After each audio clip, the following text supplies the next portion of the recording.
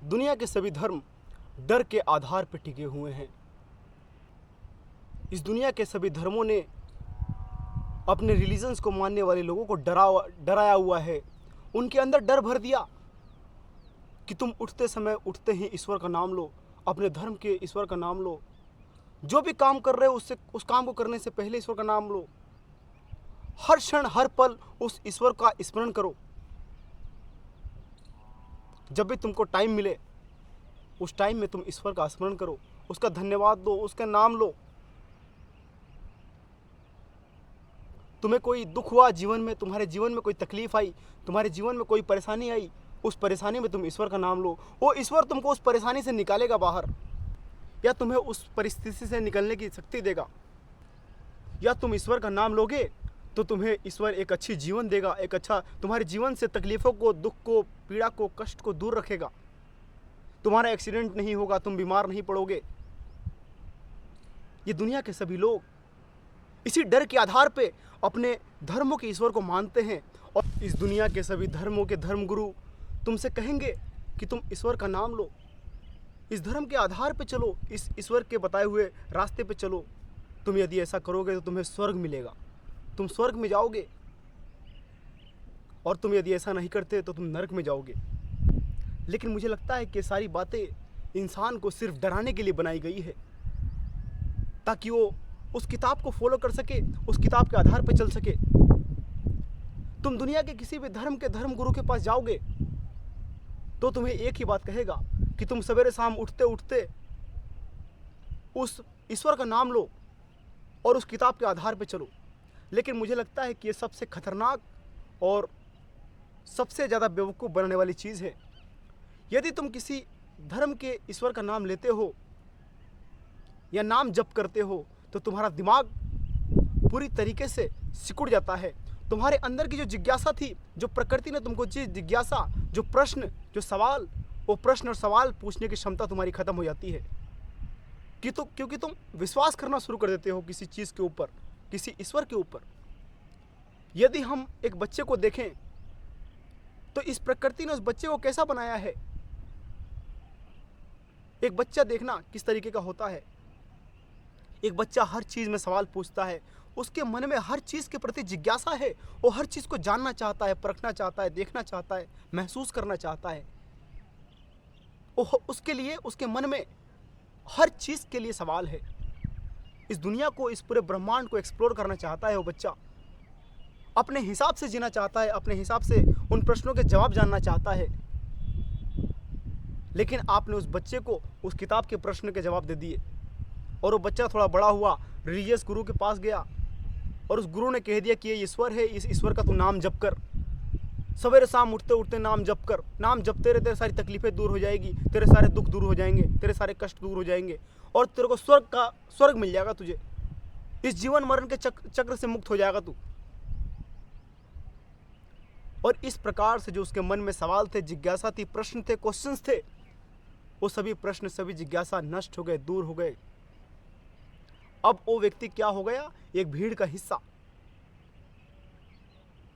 जहां वो उस किताब के आधार पे चल रहा है, उस किताब के बताए हुए मार्ग पे चल रहा है, वो अपना रास्ता खुद नहीं बना रहा, वो अपने जीवन को अपने हिसाब से नहीं जी रहा। इस प्रकृति ने जो उसको एक यूनिकता दी थी, उस यूनिकता को उसने खो दिया। यदि हम इस धरती पे हर व्यक्ति का फिंगरप्रिंट देखें तो लगभग 8 अरब इस धरती पे लोग हैं और 8 अरब लोगों के फिंगरप्रिंट बिल्कुल एक दूसरे से अलग है। ये कैसे संभव है कि इतनी बड़ी संख्या में इतने अधिक मनुष्य का फिंगरप्रिंट एक दूसरे से मैच नहीं करता। मतलब प्रकृति ने हर व्यक्ति को अलग अलग बनाया है। लेकिन ये सभी धर्म की किताबें, ये सभी धर्म के ईश्वर आपको एक भीड़ का हिस्सा बनाना चाहते हैं। ये सब चाहते हैं कि हमारे धर्म के लोगों की संख्या अधिक हो जाए, हमारे धर्म के मानने वाले लोगों की भीड़ की संख्या अधिक हो जाए। ये सब अपनी संख्या बढ़ाने में लगे पड़े, क्योंकि जितनी अधिक संख्या उतना अधिक राजनीतिकरण, उतना अधिक ऐशो आराम ऊपर बैठे हुए टॉप लोगों का। जितने अधिक फॉलोअर्स उतने ही धर्म पे बैठे हुए ऊपर लोग आपके ऊपर शासन कर सकते हैं और आपको बेवकूफ़ बना करके मैनिपुलेट करके राज कर सकते हैं आपके ऊपर, मानसिक रूप से आपको गुलाम बना सकते हैं। इस प्रकृति के अंदर जो ईश्वर के नाम पर चली हुई सभी व्यवस्थाएं हैं वो सभी झूठ है। दुनिया के सभी धर्मों के लोग तुमको चाहते हैं गुलाम बनाना, तुमको मैनिपुलेट करना, तुम्हारी तर्क शक्ति को ख़त्म कर देना, तुम्हारी बुद्धि को ख़त्म कर देना। जो इस प्रकृति ने तुम्हारे अंदर जिज्ञासा भरा है उस जिज्ञासा को ख़त्म कर देना। और इसीलिए वो तुमको अपना धर्म थोपना चाहते हैं। हम धर्म को इसलिए मानते हैं क्योंकि हमारे माता पिता ने उस रिलीजन को माना है, उस धर्म को फॉलो किया है। लेकिन क्या हमारे माता पिता ने उस जीवन में जो काम किए वो सही है? उन्होंने जो भी चीज़ें हमको दी क्या वो चीज़ें सही है? क्या हमको उसको आंख बंद करके स्वीकार कर लेना चाहिए? उस पर सवाल नहीं पूछना चाहिए? हमें उस पर प्रश्न खड़े नहीं करने चाहिए? क्या हमें उन बातों को सिर्फ इसलिए मानना चाहिए कि वो हमारे माता पिता हैं और वो जो भी कुछ सोचेंगे वो हमारे लिए अच्छा सोचेंगे? ये चीज़ें कहाँ तक सत्य है, कहाँ तक सही है और कहाँ तक तर्कसंगत है? हमें इस धरती के हर चीज़ पे सवाल पूछने की आवश्यकता है, हर चीज़ पे क्वेश्चंस और तर्क से सोचने विचारने की आवश्यकता है।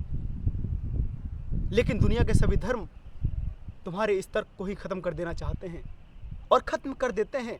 इसीलिए इस दुनिया के अंदर इतने मूर्ख और बेवकूफ़ों की संख्या बढ़ती जा रही है। इस धरती पे इतने वैज्ञानिक कम क्यों हैं? इस धरती पे दार्शनिकों की संख्या इतनी कम क्यों है? क्यों इतने अधिक लोग एक सामान्य जीवन जीकर के मर जाते हैं? वो अपने जीवन में कुछ महान ऊंचाइयों को छू नहीं पाते। क्यों? क्या आपने कभी विचारा है? क्योंकि इस धरती की बहुत बड़ी संख्या रिलीजन्स की गुलाम है। वो अपने तर्क और जिज्ञासा के आधार पर अपने जीवन को नहीं जीना चाहती। वो डरती है, उसके अंदर डर भरा हुआ है। डर क्यों है? क्योंकि उस पास अशिक्षा है।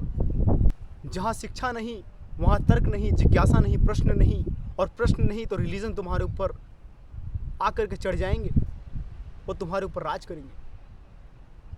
मुझे नहीं लगता कि आज के समय में किसी भी व्यक्ति को ईश्वर को मानने की आवश्यकता है। यदि मानो तो आप सवाल पूछो अपने रिलीजियस गुरु से, उससे 1000 तरह के सवाल पूछो इस अस्तित्व के बारे में और उसको विज्ञान से रिलेट करो, उसको विज्ञान के आधार पर पूछो। यदि आप किसी चीज़ पे आंख बंद करके विश्वास करोगे, आप बिल्कुल अवश्य गारंटी है कि आप आज नहीं तो कल उसमें डायरेक्टली या इनडायरेक्टली ठगे जाओगे आप। और ये लोग आपको अपने विचारों से मैनिपुलेट करते रहेंगे। मैं जब देखता हूँ अपने समाज के अंदर जहाँ पे विज्ञान ने इतनी प्रगति कर ली, जहाँ पे इंसान हर चीज़ को बड़े ही आसानी से एक्सेस कर सकता है, आज के समय में आज के युवा को अधिक तर्कशील, जिज्ञासु और प्रश्नवादी होना चाहिए था। वो आज के समय में अधिक धार्मिक और रिलीजियस है। ये चीज़ मुझे समझ नहीं आती बिल्कुल भी, और मुझे अंदर तक झकझोर देती है कि वो ऐसी कौन सी चीज़ है जो हमारे देश के, हमारे समाज के इन महान युवाओं को रिलीजियस होने पर मजबूर कर रही है, उनको धर्म के अंदर घुसेड़ रही है, क्योंकि उन्होंने अपने इन रिलीजन्स को फॉलो करने से पहले या फॉलो करते हुए सवाल नहीं पूछे, क्वेश्चंस नहीं पूछे। वो बस आंख बंद करके फॉलो करते जा रहे हैं, बस इसलिए कि इस रिलीजन को हमारे माता पिता ने माना, हमारे दादा दादी ने माना और हमारे पीछे के पूर्वजों ने माना। वो अपने पेरेंट्स से, अपने माता पिता से, अपने दादा दादी से और अपने समाज में उपस्थित लोगों से या उस धर्म में उपस्थित ऊपर टॉप के लोगों से सवाल पूछना नहीं चाहते, उनसे प्रश्न नहीं करते। वो बस मानते हैं, मानते हैं, मानते हैं, मानते हैं और मानते हैं। और इसीलिए इस देश के अंदर इतने अधिक संख्या में युवा होने के बावजूद, इस देश की संख्या 150 करोड़ होने के बावजूद, हमारे पास वैज्ञानिक कितने हैं, हमारे पास दार्शनिक कितने हैं, हमारे पास अपने जीवन के अंदर महान ऊंचाइयों को छूने वाले व्यक्तियों की संख्या कितनी है? बहुत ही कम, शायद मुट्ठी भर। मुझे लगता है कि धर्म इंसान के दिमाग को पूरा ट्रैप कर देता है। जो व्यक्ति अपने जीवन में बहुत बड़ा महान काम कर सकता था, सवाल पूछ करके, क्वेश्चंस पूछ करके, जिज्ञासा के साथ में, धर्म ने उसके सभी जिज्ञासा को, सवाल को, प्रश्न को ख़त्म कर दिया और वो इसीलिए व्यक्ति अपने जीवन में बहुत ही सामान्य जीवन जीकर के समाप्त हो गया। वो एक एवरेज जीवन जीकर के समाप्त हो गया। तो मुझे लगता है कि इसके बारे में आपको बहुत ही गंभीरता से विचार करने की आवश्यकता है। यदि आप एक रिलीजियस व्यक्ति हो तो आपको बहुत ही गंभीरता से सोचने की, विचारने की आवश्यकता है। बाकी मेरा मकसद किसी भी धर्म के व्यक्ति के रिलीजियस भावनाओं को ठेस पहुंचाने का नहीं है। मैं तो बस अपने मन में उठे प्रश्न को एक विद्यार्थी की तरह आपके सामने रख रहा हूं। Thank you. जय हिंद, जय भारत।